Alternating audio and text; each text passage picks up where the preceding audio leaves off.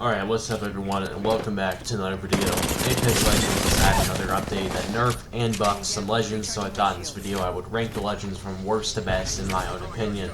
As I said in all my videos, feel free to disagree in the comments because I know this list does not speak for everyone. Anyways, let's get right into it. Starting off the list as the worst legend in the game goes to Rampart. I'm going to make this quick and simple. No legend is really that bad, but there's a reason she's the least played in the game. Her walls are very easy to counter in most situations, and it's semi-easy to jump through them mid-fight. Her turret cannot rotate 360 degrees, so it's easy to move around the turret and strike from behind.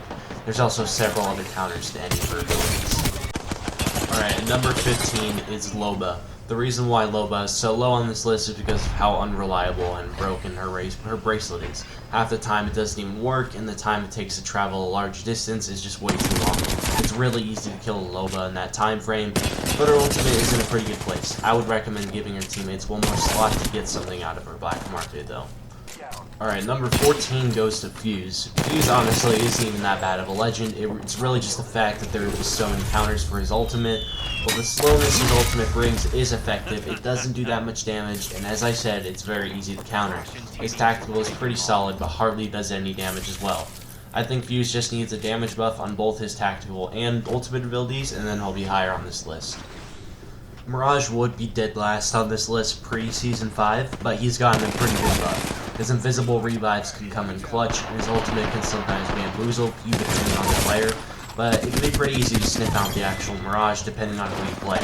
Mirage isn't a bad legend, but where he falls short is how little he brings to the team, especially in ranked. Basically, Pathfinder is just a worse version of Octane this season. What can I say other than his zipline can be effective in some cases, but it's fairly easy to just shoot them off it because they're only moving in one direction. His grapple still isn't a good tactical due to the recharge time. His main purpose is for movement, but things can go pretty south for that purpose depending on how good the enemy is. As much as I find this character very boring to play as, I think I'm happy where I put Wattson on this list. Her main objective is to defend an area, and if the final ring happens to be inside a building, she comes in so clutch. While her fences can be very easy to destroy, sometimes destroying them is nearly impossible depending on the position of the fences. Her ultimate is the perfect counter to other ultimates such as Gibraltar, and her newly buffed passive can be semi-useful. She isn't a bad legend, but there are better people to play in my opinion. Bangalore has always been one of those mediocre characters that has never been bad, but has also never been great. Her smoke grenade can be pretty useful paired with Bloodhound, but this new update is much easier to see through it. In my opinion, her ultimate is one of the easiest ultimates to avoid, as the charge-up time for the missiles to explode is just way too long.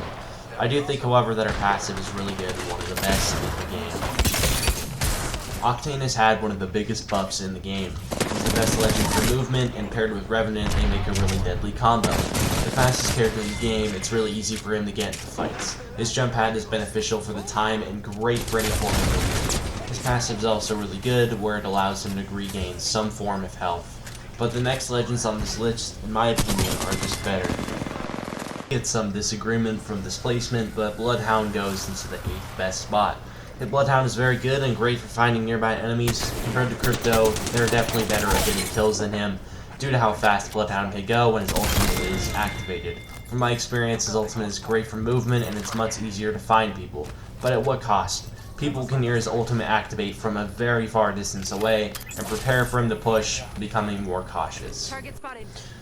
Caustic would be in the top 5 before this update, but they heavily nerfed him.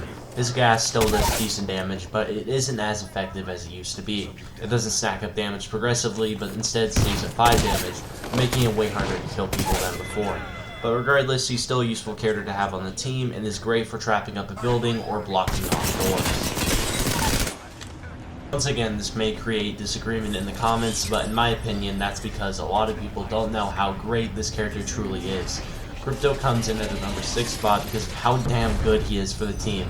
He can see how many squads are near, respawn your teammates from long distances away on his drone, highlight enemies so you know their exact positions for long periods of time, distract enemies with his EMP, and more. A lot of people use his ultimate solely for damage, but there are much more beneficial ways of using his EMP than just for damage. A lot of people don't know how to play him and don't realize how much of a help Crypto is for the team. I'm not gonna lie, the only good thing about this character is her revives. Lifeline has to be one of the most annoying characters in the game for me personally, and it's only because of her revives. Her ultimate is just straight up trash and desperately needs a buff, but her passive when you can revive teammates without actually reviving them is very clutch, especially if it isn't close quarter combat.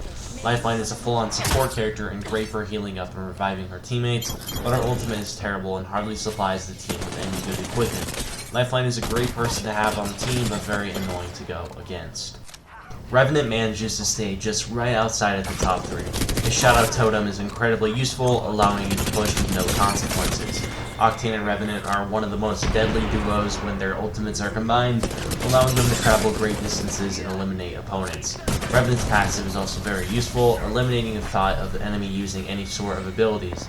Revenant is a force to be reckoned with and has come a long way since Season 2. Wraith has always been a top tier legend for me personally, but she's progressively gotten worse and worse. She's still top tier for me, but she's no longer placed as the best legend due to all the nerfs she has received. Her tactical can come in useful for a quick escape and repositioning, but the time it takes to activate is just too long, so you're going to need to take cover before using it. Her portal is still very useful for positioning and escaping areas quickly. Wraith is very beneficial to the team, but is still not as good as she used to be. Similar to Wraith, Gibraltar has always been a top tier legend, but hasn't received too many nerfs like her. His arm shield is the biggest pain in the ass and allows him to take on 50 additional damage, making him difficult to kill compared to any other legend. His tactical is also one of the best in the game, shielding his teammates for a decent amount of time. If used right, his ultimate is also pretty good, but can also sometimes be pretty easy to counter. Gibraltar's ultimate is great for the final circle, however. All in all, he's a great legend, but the next character is just a little better. The best legend in the game goes to Horizon. Everything about her is fantastic, and even though she received an ultimate nerf this last update, she's still a great fighter. Her tactical allows her to reach high buildings and is great for positioning. Her ultimate is incredibly deadly, and paired with other legends, there's almost no escape. You just have to throw a bunch of grenades in the black hole and you're asking for at least one knockdown. And her passive is great too, allowing her to drop in high distances with no stun time. It makes sense that she's the most played character at the moment. She's very beneficial to the team and great in solos as well, and that's why I put her as the best legend. Alright guys, it's going to wrap up today's video. Thank you so much for watching. As I'm editing this, I am looking at the quality of the clips, and for some reason it's fucking really bad, so I'm going to try and fix that. If I can't, I apologize. I'll try and get that done as soon as possible. But anyways, yeah, thanks for watching. If you disagree with me, say that in the comments and let me know your tier list. So yeah, thanks for watching, and I'll see you in the next one.